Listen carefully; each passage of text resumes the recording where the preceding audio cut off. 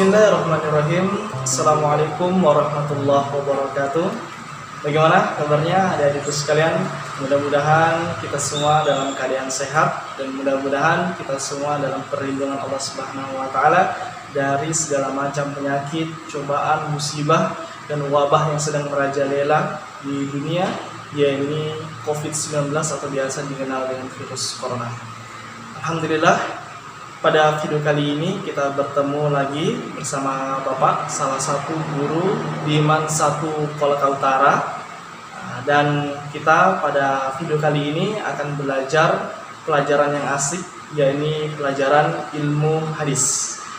Dan pada pelajaran ilmu hadis, pada video kali ini kita akan belajar materi yang sangat tak kalah menarik, yaitu Ar-Rijalul Hadis.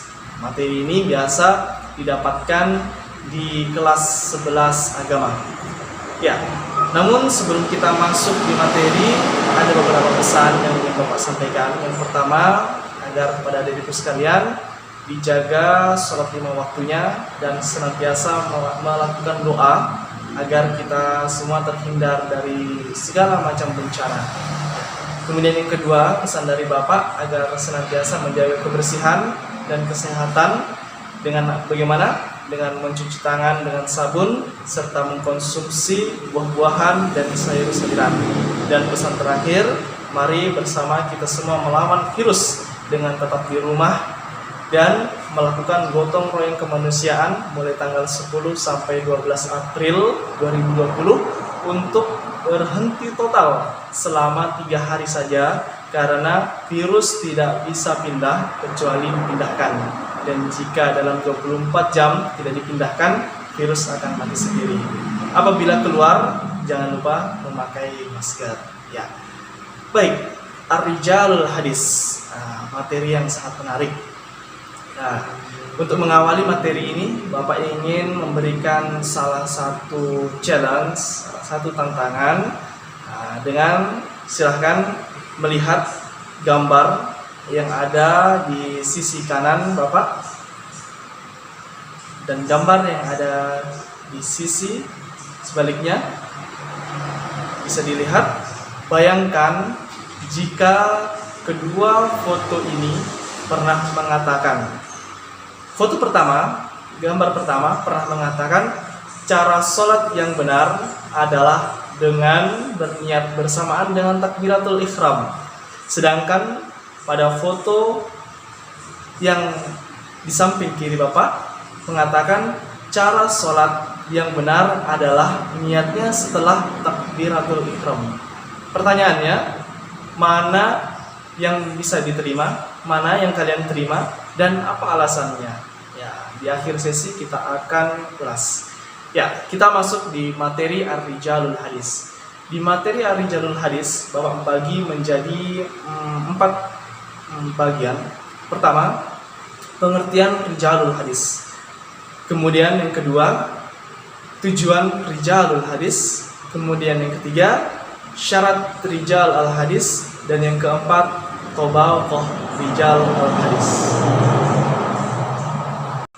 Kita masuk di bagian pertama, yakni pengertian Rijal al-Hadis. Rijal menurut bahasa berasal dari kata rojulun yang artinya orang laki-laki. Sedangkan rijal dalam istilah ilmu hadis memiliki arti adalah orang yang menerima hadis dari seseorang dan menyampaikan hadis tersebut kepada orang lain. Sedangkan hadis yang sama-sama kita ketahui, yakni segala perkataan, perbuatan dan ketetapan Rasulullah SAW. Sehingga dapat disimpulkan Rijalul Hadis adalah sebuah ilmu yang mempelajari, yang mengulas, yang mendiskusikan tentang segala sesuatu rawi atau periwayat hadis. Apa itu rawi? Rawi adalah seorang laki-laki yang meriwayatkan hadis. Selanjutnya kita masuk ke sub materi kedua, yakni tujuan Rijalul Hadis. Tujuan mempelajari ilmu Rijalul Hadis kurang lebih ada dua. Yang pertama, mengetahui data-data para perawi secara detail, seperti meliputi biografi, kualitasnya, dan kepribadiannya. Kemudian tujuan kedua, mengetahui sikap atau kriteria para ulama dalam menilai perawi tersebut.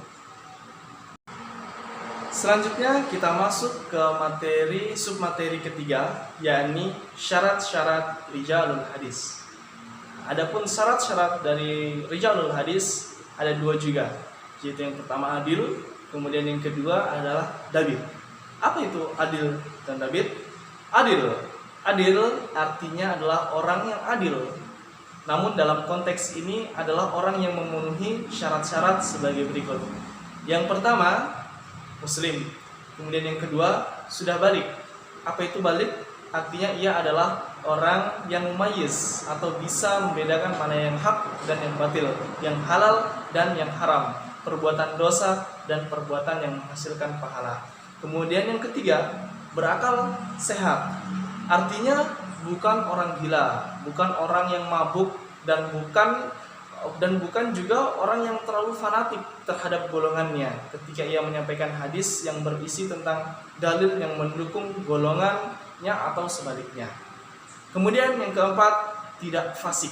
Artinya ia tidak melakukan dosa besar atau sering melakukan dosa kecil. Dan terakhir, dia menjaga muru'ah. Apa itu muru'ah? Muru'ah adalah menjaga harga dirinya. Kemudian syarat yang kedua, yakni dabit. Apa itu dabit? Dabit berasal dari bahasa Arab yang artinya kuat atau tepat.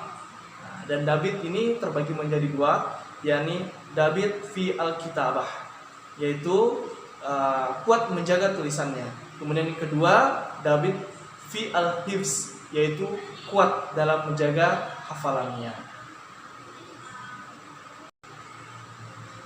Dan akhirnya kita masuk ke submateri terakhir, yakni tabaqah rijal al-hadis. Tabaqah menurut bahasa ialah suatu kaum yang memiliki kesamaan dalam suatu sifat. At-tabaqatu hiyal qaumul muta'ariduna idza tashabahu fis sinni wa fil isnad. Tabaqah adalah suatu kaum yang hidup dalam suatu masa dan memiliki keserupaan dalam umur dan sanad, yakni pengambilan hadis dari para guru. Seperti halnya tarikh, tabaqah juga bagian dari disiplin ilmu hadis yang berkenaan dengan keadaan periwayat hadis. Namun, keadaan yang dimaksud dalam ilmu tabaqah adalah keadaan yang berupa persamaan para periwayat dalam sebuah urusan. Adapun urusan yang dimaksud antara lain, yang pertama, urusan bersamaan hidup dalam suatu masa, kemudian kedua, bersamaan tentang umur, tiga, bersamaan tentang menerima hadis dari syekh-syekhnya, dan yang terakhir, bersamaan tentang bertemu dengan syekh-syekhnya. Itulah tadi 4 submateri dari materi Ar-Rijalul Hadis. Silahkan setelah ini disimpulkan apa masing-masing isi dari 4 materi tadi. Dan kita ulas kembali gambar yang awal tadi Bapak singgung. Gambar pertama dan gambar kedua. Bisa kita sama-sama lihat. Gambar pertama, gambar kedua dari segi penampilannya cukup berbeda. Dan kalau mau tahu siapa gambar pertama? Gambar pertama merupakan salah satu imam besar, yakni Imam Bukhari.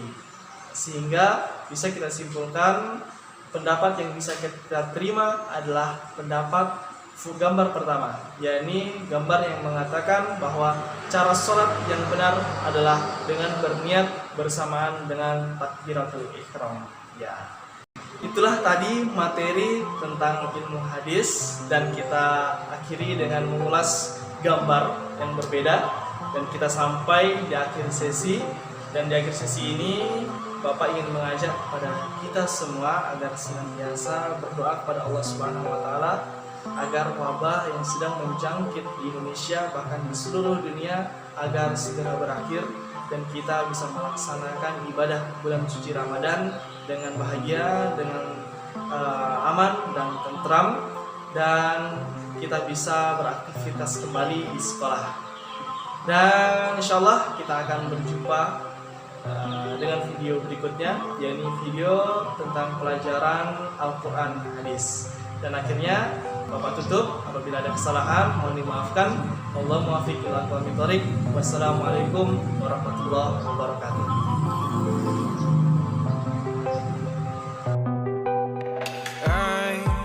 Control away the pieces that you gave, betray in a way. Often I'm stuck on my back. How could you do this? We've been through this for a while. One secure